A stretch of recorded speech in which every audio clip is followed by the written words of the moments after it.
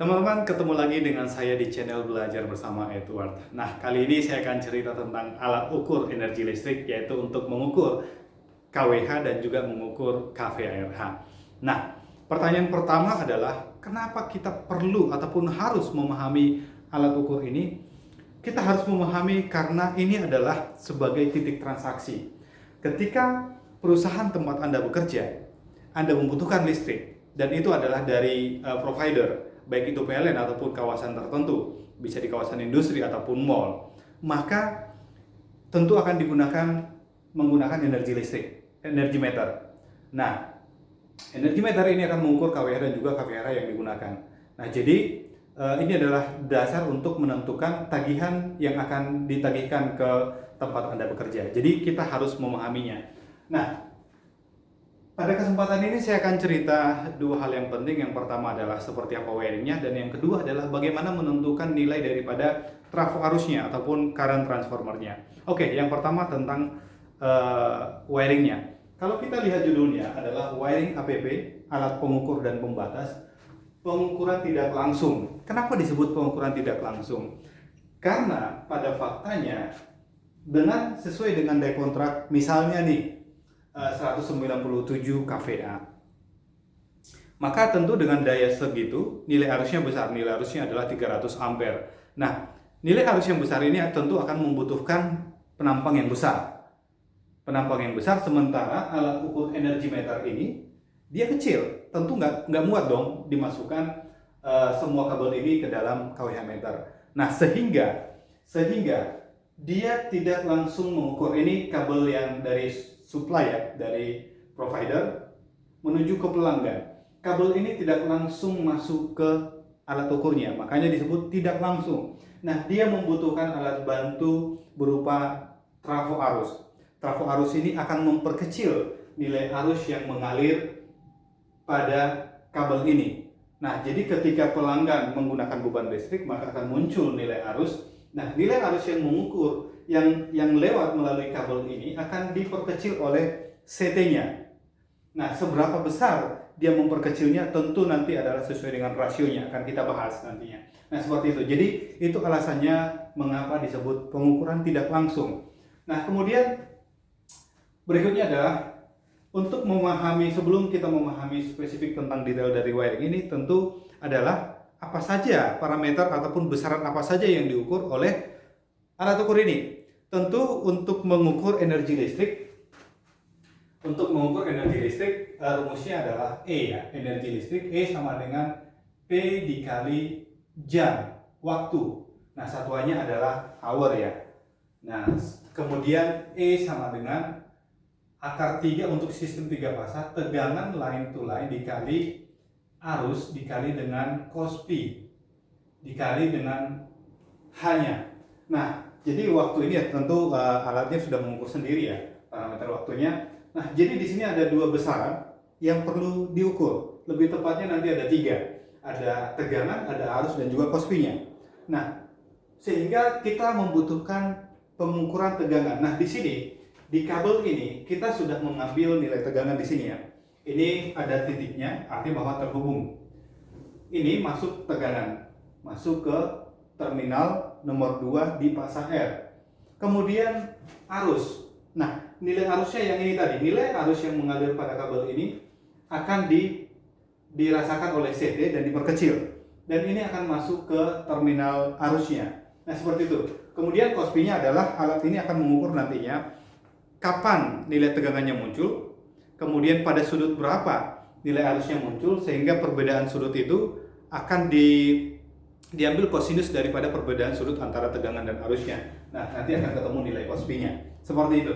Nah, jadi balik ke dalam wiringnya, pada dasarnya provider, baik itu PLN ataupun kawasan, memberikan listrik ke pelanggan, Nah, baik pasang R, S, dan T ini netralnya. Nah, kemudian untuk tegangan pasang R ini kita ambil tegangan. Nah, kita bahas per pasang. Diambil tegangan per pasang, tegangannya langsung masuk ke terminal nomor 2. Nah, untuk keterangan wiring ini, ketika Anda memiliki energi meter ataupun kWh meter, nanti ditutup, biasanya ditutup daripada terminal itu mereka akan buat deskripsi daripada wiringnya. Oke. Nah, jadi untuk pasang R tegangan diambil masuk ke terminal nomor 2. Kemudian untuk mengambil nilai arusnya, maka dibuat di sini ada current transformer. Kemudian, nah di masing-masing current transformer sekundernya ini di sini ada untuk yang tegangan rendah CTTR, di sini akan dibuat K. Kemudian di sini L, di masing-masing ini akan dibuat K dan L. Di sini juga ada K dan L. Nah, jadi arus akan mengalir dari terminal K masuk ke terminal 1 dan masuk ke kumparan yang ada di dalam kWh meter dan kembali ke CT-nya seperti itu. Nah, jadi hal yang sama untuk pasang S. Diambil nilai tegangannya masuk ke terminal 5. Diambil nilai arusnya dari ini ya, dari terminal K masuk ke nomor 4, keluar nomor 6, kembali ke CT. Kemudian sama halnya dengan pasang T. Dan kemudian untuk netralnya diambil dari sini dan masuk ke terminal nomor 10. Kemudian di CT ini, ketiga CT ini akan di grounding. Nah, jadi ini kita hubungkan. Nah, jadi kalau ada ini gambar nih ya, garis tidak ada titiknya, artinya tidak terhubung. Nah, ini kita kasih titik, ya, artinya ini terhubung. Kemudian atau kita buat seperti ini aja. Nah, dari sini kita hubungkan ke sini. Kita hubungkan ke sini. Nah, jadi L-nya ini juga dihubungkan. Oke. Kalau di sini nanti kena huruf tulisan CT-nya, langsung aja kita buat ke bawah ya. Nanti secara teknis yang penting adalah bahwa terminal ini digabung. Nah, dan kemudian di grounding. Nah, seperti itu. Nah, jadi masing-masing terminal L dari CT ini akan digabung. Pasang L, pasang R, S dan T digabung dan di grounding seperti itu. Nah, itu wiringnya. Jadi pada prinsipnya seperti tadi ya. Pada dasarnya tegangan standby masuk ke meter dan juga standby ke pelanggan. Kemudian ketika pelanggan menggunakan beban listrik, apakah itu motor atau apapun itu, maka akan muncul nilai arus sesuai dengan pasanya. Kalau semisal itu adalah beban 3 pas, maka di masing-masing pasang ini akan muncul arus. Dan ketika muncul arus, nilai arus itu akan diperkecil oleh CT, kemudian masuk ke terminal 1 di kWh meternya. Seperti itu untuk wiringnya. Kemudian yang kedua adalah bagaimana penentuan daripada nilai ataupun rasio daripada CT-nya. Tentu rasio yang akan kita gunakan adalah sesuai dengan kebutuhan daya kontraknya. Daya kontraknya adalah daya semu ya, satuannya VA, 197 kVA. Sehingga kalau kita hitung-hitung, maka kita bisa menentukan nilai arusnya. Yang pertama kita tentukan nilai arusnya, S sama dengan 197 kVA, rumusnya adalah akar 3 kali tegangan line to line dikali dengan I. Ya, tidak ada cos P ya untuk daya semunya. Sehingga nilai I-nya sama dengan 197.000 karena itu kVA dibagi dengan 1,732 dikali dengan 400 volt. Nah, ini kita genapkan menjadi 300 ampere. Nah, di dalam kondisi ini kontraknya bahwa pelanggan diizinkan menggunakan maksimum 100 ampere secara kontinu. Walaupun sebenarnya di dalam prinsip thermal overload ya, di dalam pembebanan sebenarnya nilai ataupun pembebanan 104% itu tidak akan terjadi trip. Ya, tapi di dalam konteks ini kita coba sampaikan bahwa sesuai dengan kontraknya 300 ampere. Nah, diizinkan pelanggan menggunakan 300 ampere sehingga alat ukurnya juga dia harus mengikuti nilai daripada daya kontrak ini. Maka CT-nya adalah